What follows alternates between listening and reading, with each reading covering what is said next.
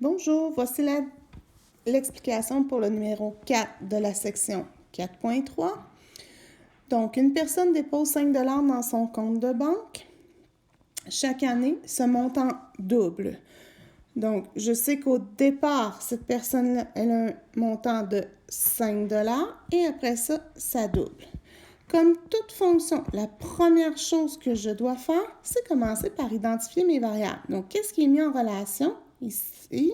Donc, c'est le nombre d'années et c'est le montant que je vais avoir dans mon compte de banque. Donc, étant donné que je calcule le montant, c'est ma variable dépendante Y et X, mon nombre d'années. Ensuite, si je regarde un peu qu'est-ce qui se passe en me faisant une petite table de valeurs. Donc, X, le nombre d'années, Y, le montant d'argent. Donc, je sais qu'au départ, au temps 0, et là, 5 $. Qu'est-ce que je fais par la suite? Un an plus tard, qu'est-ce qui va arriver avec son montant de 5? Il va avoir doublé. Donc, je vais faire 5 fois 2.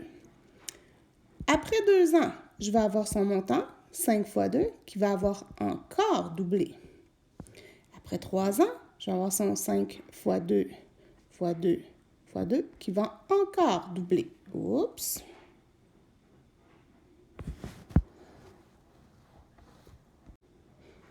Donc, petit problème technique ici, là, j'ai arrangé ça. Je disais qu'au départ, 0, 5.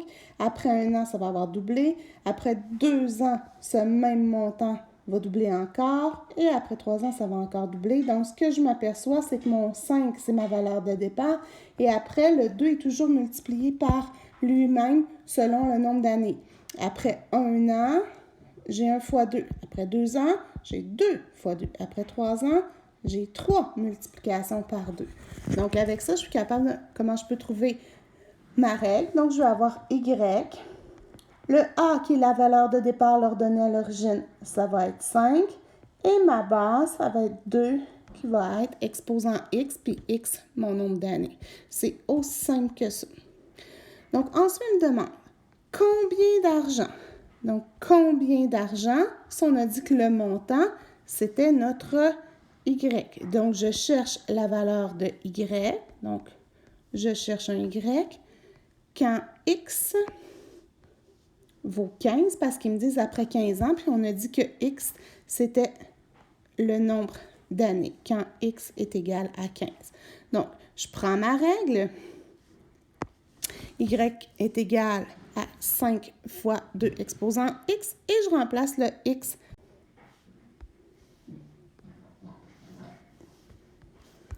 Et voilà, si je viens mettre ça ici, puis qu'on en regarde, ça va être plus facile qu'à lire avec mes écritures de patte de mouche. J'ai ma règle de base.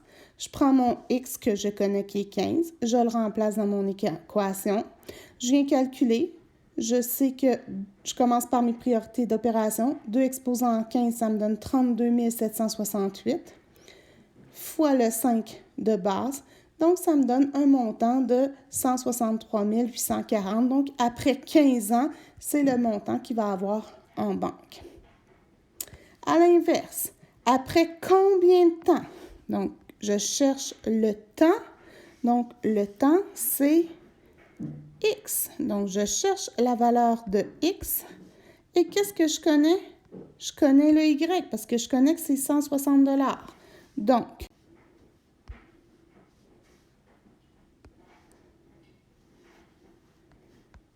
et ici, j'ai encore pris mon équation. Y est égal à 5 fois 2 exposant 8. Donc, je suis venue remplacer le Y par 160. Donc, 5 fois 2 exposant X. Si je veux avoir la valeur de X, il faut que je commence par connaître la valeur de 2 exposant X. Je vais me débarrasser de mon fois 5 en divisant par 5. Donc, divise par 5, divise par 5. Donc, ici, les 5 vont s'annuler. Et là, 160 divisé par 5, ça me donne 32. 2 exposant X me donne 32. Et là, je n'ai pas le choix. Je n'ai pas de façon qu'on a vue cette année pour trouver la valeur de X. Donc, je vais par essai-erreur. Je sais que 2 exposant 2, ça me donne 4. Ça ne marche pas. 2 exposant 3, ça donne 8. Ça ne fonctionne pas. 2 exposant 4, c'est 5. 16, excusez. Et 2 exposant 5, 32. Donc, je viens de trouver la valeur de mon X. Donc, X va être 5. Donc, ma réponse, ben, c'est après 5 ans que je vais avoir 160 $. J'espère que ça t'a aidé. Par 15.